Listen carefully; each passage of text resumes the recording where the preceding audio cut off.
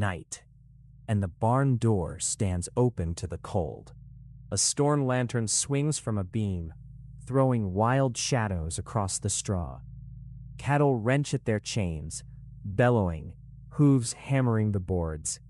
Somewhere in that lurching light, a shape raises a mattock, and the light goes out. Rewind 9 days. Upper Bavaria in the last week of March, 1922. The thaw has not come. Snow lies gray in the furrows, and the beet fields run flat to a wall of black spruce. This is farming country that keeps to itself, where a household can go unseen for a week, and no one thinks it strange. About 70 kilometers north of Munich, a rutted track leaves the road and climbs into a hollow. At the end of it stands a single farmstead, house, stable, and barn joined under one long roof. It has no neighbors, no street, no village. On the maps it carries only a name, Hinterkaifeck.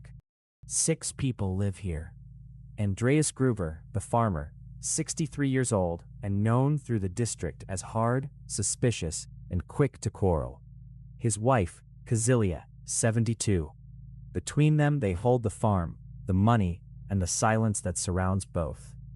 With them lives their daughter, Victoria, 35 and widowed, and her 2 children, Kazilia, age 7, who walks to school across the fields, and Josef, still a toddler. The little boy's parentage is disputed in the neighborhood, and disputes here are not forgotten. The household already carries a stain. In 1915, father and daughter were convicted of incest. Andreas served a prison term. Victoria served a shorter one. They returned to the same roof and the same rooms, and the district watched the farm from a distance and spoke of it quietly. Victoria's husband, Karl Gabriel, had gone to the war in 1914 and was reported killed in France within months. His body was never brought home. In a place where rumors outlive men, some would later say the death had never been proven at all. 6 months before the end, the maid walked off the farm. She told people she would not stay another night, that the house was haunted, that there were noises she could not explain. She was thought foolish. The position stayed empty through the winter. Then, a few days before the end, Andreas Gruber found something in the snow. A line of footprints came out of the forest and crossed the field to the machine house at the back of the farm. He followed them to the wall. There were no prints going back. He told neighbors what came next. Footsteps in the attic, at night, above the ceiling where the family slept. A house key that vanished and did not turn up. Scratches and marks on the lock of the machine house door. A newspaper on the property that nobody in the household had bought. He said all of this aloud, in the village, more than once. He did not go to the police. Perhaps he had reasons not to invite officials onto his land. Perhaps he simply believed that a hard man alone in a hollow could handle whatever was walking in his snow. Friday, the 31st of March. A new maid arrives to take the empty position. Maria Baumgartner, 44 years old. Her sister brings her as far as the farm, hands over her belongings, and turns back for home. Maria has been at Hinterkaifeck for a matter of hours. Evening comes down early in that hollow. The cattle are brought in and fed. Lamps are lit in the kitchen. The little girl is put to bed under the eaves, the toddler in his cot beside his mother. The forest closes around the farm like a held breath. What investigators would later reconstruct is this. Something drew the household out to the barn, one by one, into the dark at the end of the building. Andreas, his wife, Victoria, and the 7-year-old girl. Each went, and none came back. The bodies were laid together in the barn and covered, with hay and with an old door lifted over them. Whoever did this took time. Then the killer went back through the connecting passage, into the house where 2 people were still alive. The toddler, Joseph, was killed in his cot. Maria Baumgartner was killed in the small chamber she had been given that afternoon. 6 people were dead inside one long roof, and by dawn The hollow was completely silent again. And then the strangest fact in the entire case. The killer did not leave. Over the following days, smoke was seen rising from the chimney of a house where everyone was dead. The stove was being fed. The cattle were fed and watered through the weekend. The farm dog, found later, was alive. In the kitchen, there were signs that meals had been taken. For 3 days, a household of the dead went on being kept, quietly, by someone who did not run. Visitors came to the farm across those days and found no one to answer. A repairman, the postman, a traveling merchant. The house was shut, the yard was quiet, and each of them turned around and went away again, noticing nothing that seemed worth reporting. On Sunday, the family did not appear at church. On Monday, the 7-year-old's place at the school bench stayed empty, and the post lay uncollected.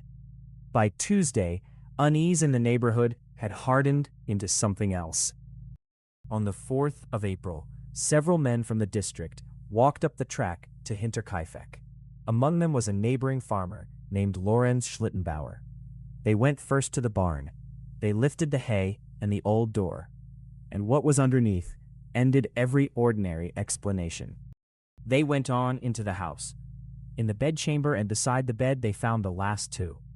Nothing had been ransacked. Doors and cupboards stood as the family had left them. It looked less like a robbery than like a household simply switched off. One detail from the barn haunted everyone who read the file. The 7-year-old girl had not died at once. Tufts of her own hair were found clutched in her hands. In the hours after the attack, in the dark, under the hay, the child had still been alive. Money was found in the house, a considerable sum, left untouched. Whoever had spent 3 days on that farm had eaten its food, burned its wood, and tended its animals, and walked away without taking a single note. Robbery was struck from the list of motives.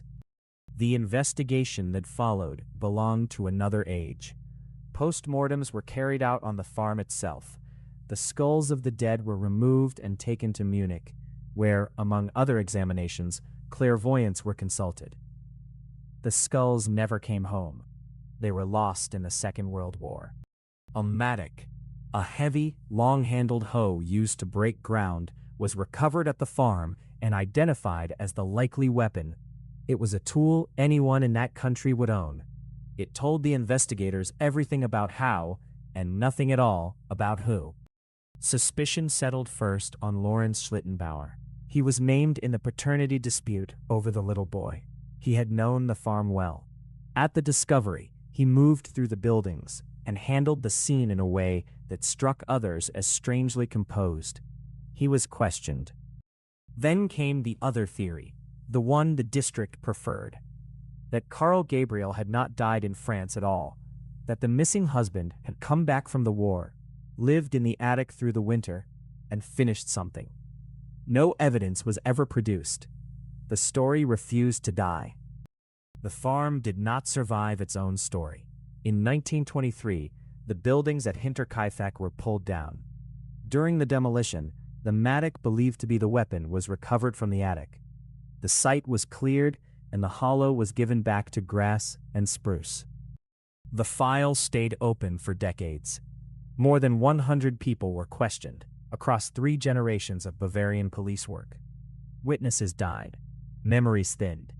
In 2007, students at a police academy re-examined the whole case with modern methods and reached a name.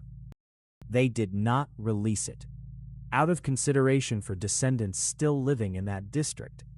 The name was withheld, and it remains withheld.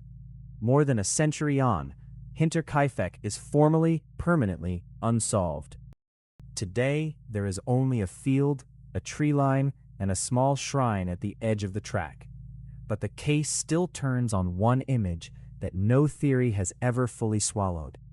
Footprints coming out of the forest toward the house, and nothing ever leading back.